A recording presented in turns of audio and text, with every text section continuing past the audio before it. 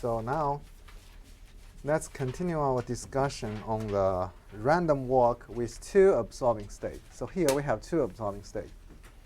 So if we are looking at the problem from player M's perspective, so M could lose or win. Okay? So M is right here with M units of money.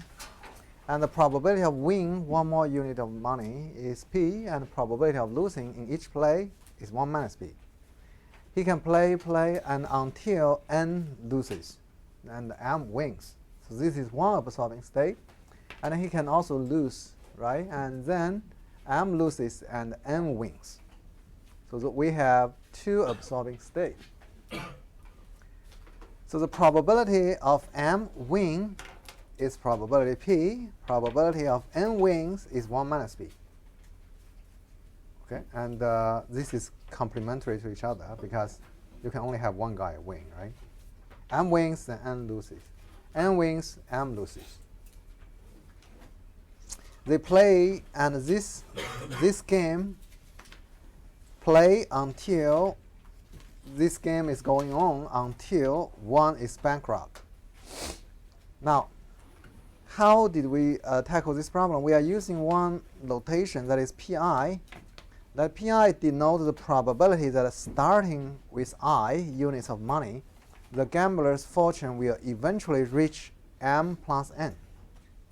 So from M's perspective, if he starts from I amount of money, what's the probability that his fortune will eventually reaches M plus N?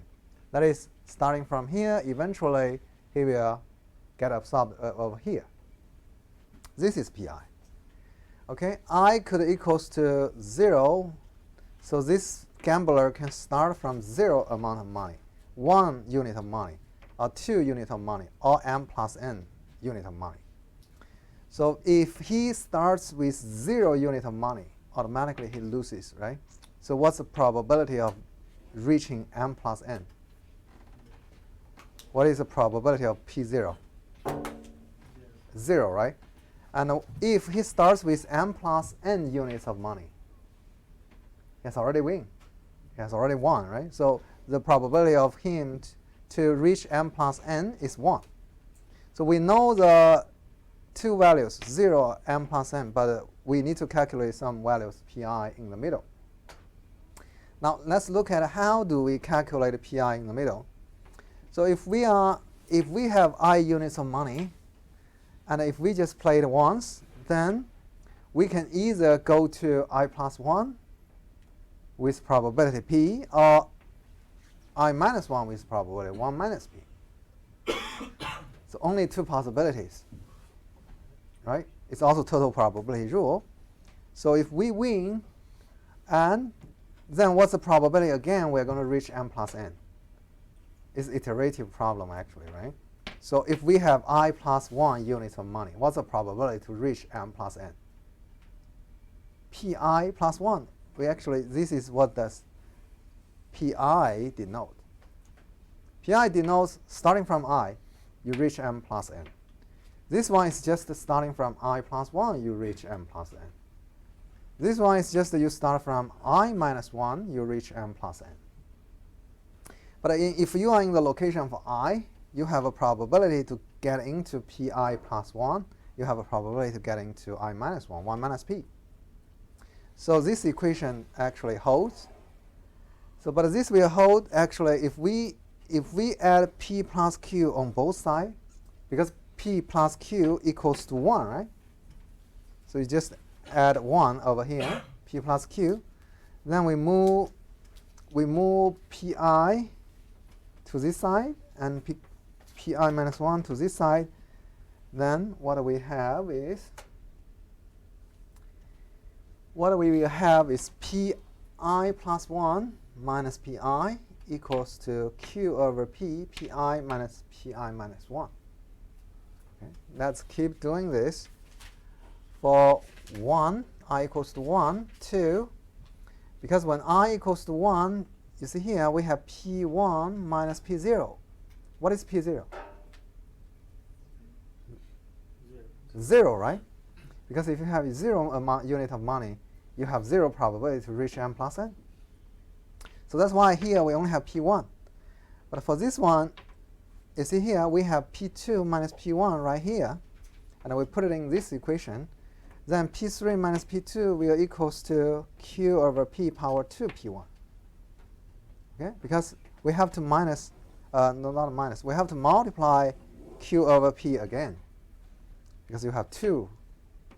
You have 2 q over p.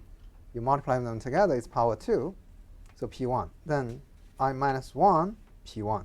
You just continue to go here. Now, up to this point, if we sum the right side, this is the left side, and if we sum those equations together, what are we going to get? You see, this cancels, right? And then 3 cancels, right? And what is left? I minus 1 cancels. What is left is only pi minus p1. So it will equals to, so here we have p1, q over p, and square, and we add until we add it to I minus 1.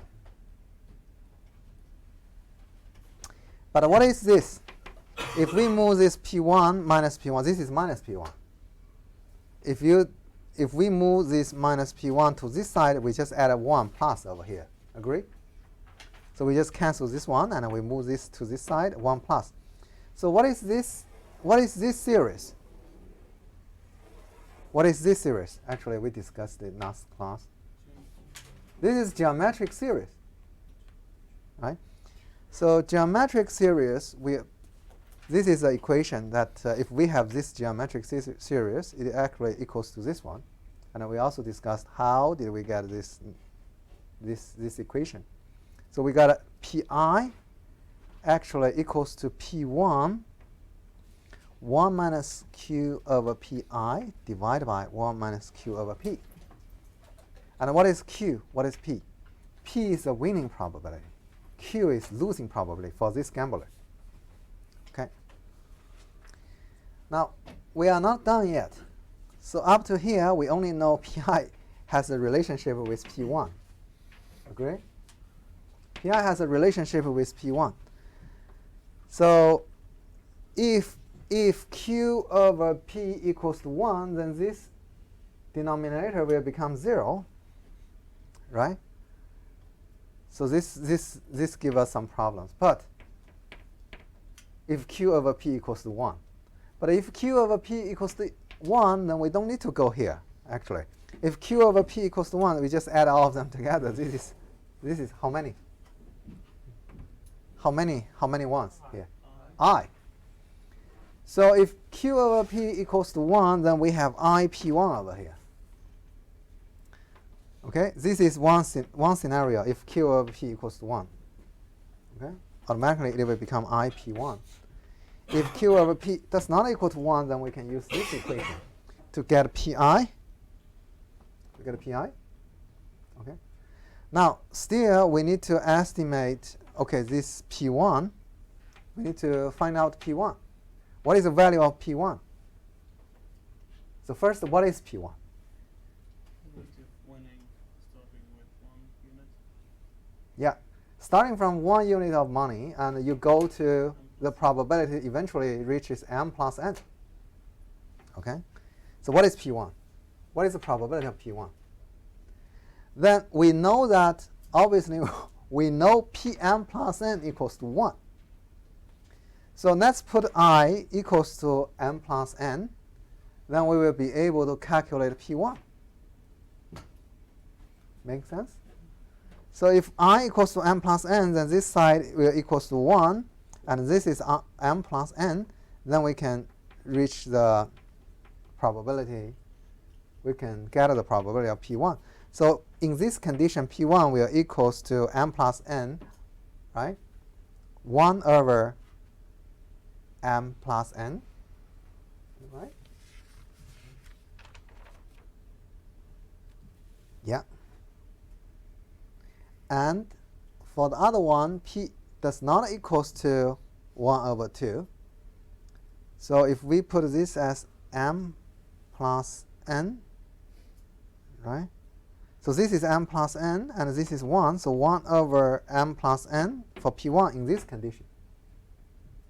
So if we have, this is m plus n, and this is 1, and then we have P1 here, then we just move this to the numerator and this to the denominator. We get P1 in the condition that P does not equal to 1/2. Okay? Make sense? So why I use 1/2? Because when P over Q equals to 1, P equals to 1/2. Make sense? Or you can hold this condition over there. But actually, when this hold, P equals to 1/2. Because Q over P equals to 1, right? Q equals to 1 minus P. So P equals to 1/2, this equals to 1. And this is P1. But if we know P1, we automatically get a PM. Because in the problem setting, we assume that this gambler has M units of money. So what is PM? PM obviously is this guy. We just put this as M. Then we have M over here. And we also have P1 equals to that guy. So this will cancel, right? This cancels. Then in the numerator, you got 1 minus Q over PM. And denominator, you got 1 minus Q over here. 1 minus Q over PM plus N in the denominator. And for this, it's actually here because it's M. Because when PM equals to M, P1, right? And then P1 equals to 1 over M plus N. So that's why this one equals to M over M plus N. So at this point, we finish the random walk with 2 absorbing states. And this is a general equation to solve when you start from M units of money, what's the probability eventually this guy is going to win? This gambler is going to win.